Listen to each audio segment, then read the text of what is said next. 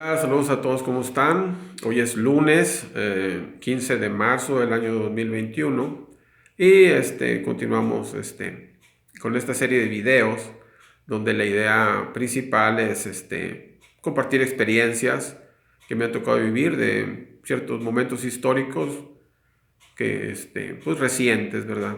A mí me ha tocado ver unos videos donde por internet donde analizan la crisis económica que se vivió durante el sexenio de José López Portillo.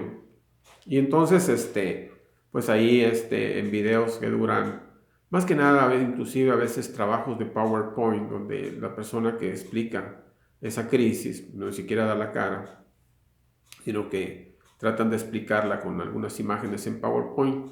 Y por la voz que se escucha, pues normalmente hace notar que son jóvenes que les encargaron algún trabajo en la escuela, donde se les pide que expliquen qué fue lo que ocurrió en ese tiempo, ¿verdad? En el final del sexenio de José López Portillo, en 1982. Como yo les he dicho, he estado tratando de hacer estos videos para compartir las experiencias que me han tocado vivir. En ese caso, pues esa crisis económica a mí me tocó. Yo tendría en ese tiempo 19 años. Ya había votado por primera vez.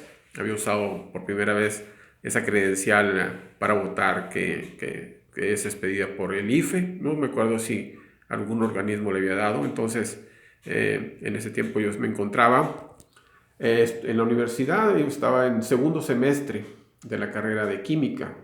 Entonces, esta crisis más o menos emerge o se hace pública por ahí de agosto del año de 1982.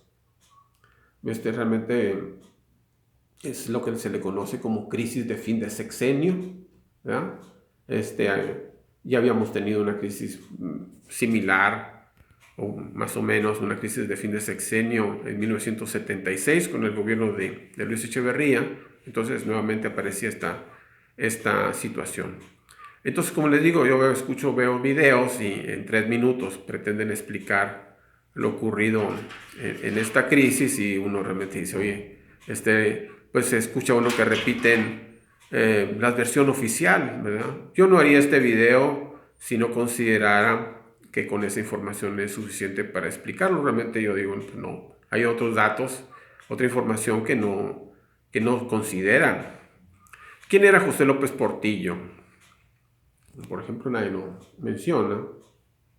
Podría decir alguien que era un político priista.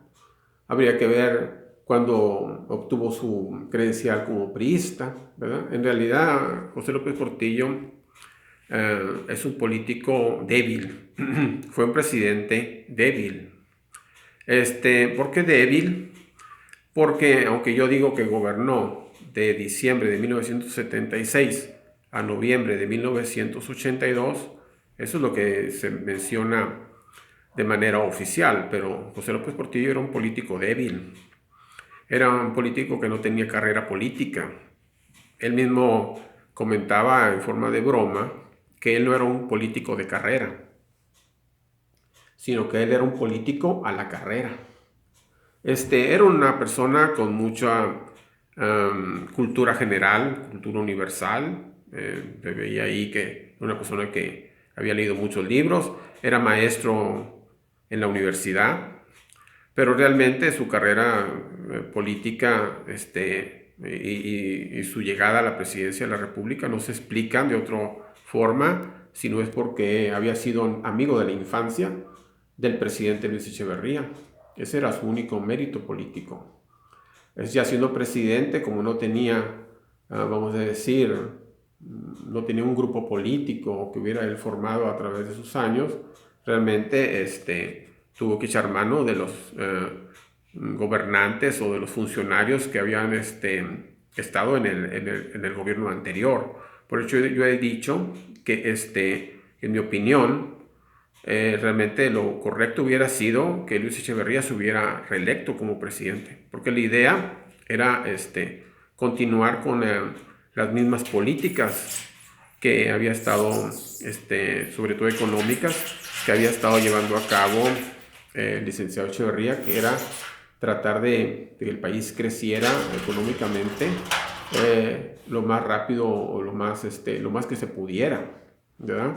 Para aprovechar las ventajas que tenía el país a nivel internacional, por los países que habían sufrido la Segunda Guerra Mundial, que estaban en cierta forma en recuperación, pero no estaban plenamente inmiscuidos, es decir, en el mercado internacional todavía, y que México estaba siendo favorecido por altos precios del petróleo, entonces tenía buenos ingresos, y entonces se conjugaban estas cuestiones para que el país creciera lo más que se pudiera. Entonces, José López Portillo era, como les digo, un político débil. Normalmente los presidentes empiezan a perder su poder político, su fuerza política, una vez que existe un nuevo presidente electo. Es decir, en el 1982 se llevaron a cabo las elecciones presidenciales para quien iba a gobernar a partir de diciembre de 1982. En este caso era el licenciado Miguel de la Madrid Hurtado. En junio 4 se llevaron a cabo las elecciones. Lo normal era que a partir de ese tiempo el presidente el presidente en funciones empezara a poco ir delegando poder al presidente que iba a entrar. Eso es lo normal. Pero en México, como era un país especial, donde prácticamente éramos un país con un partido único, la realidad es que el presidente empezaba a perder poder al momento en que se designaba al candidato del PRI a la presidencia.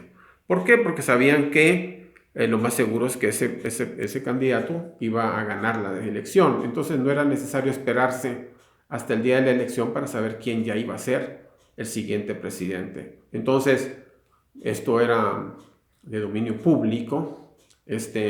Los gobernantes de otras naciones ya sabían, cuando ya se había electo el siguiente candidato, ya sabían con qué era mejor hacer los siguientes tratos. Era con el candidato ya seleccionado, en este caso Miguel de la Madrid, y estamos hablando que esto se dio en septiembre del año de 1981. Entonces ahí veríamos que López Portillo a partir de esa fecha empieza a perder poder político. Era normal que a partir de que el presidente elegía al nuevo candidato, al futuro candidato, ya no se tomaran decisiones trascendentales. Estamos hablando de que en el último informe de gobierno de José López Portillo se anuncia la nacionalización de la banca.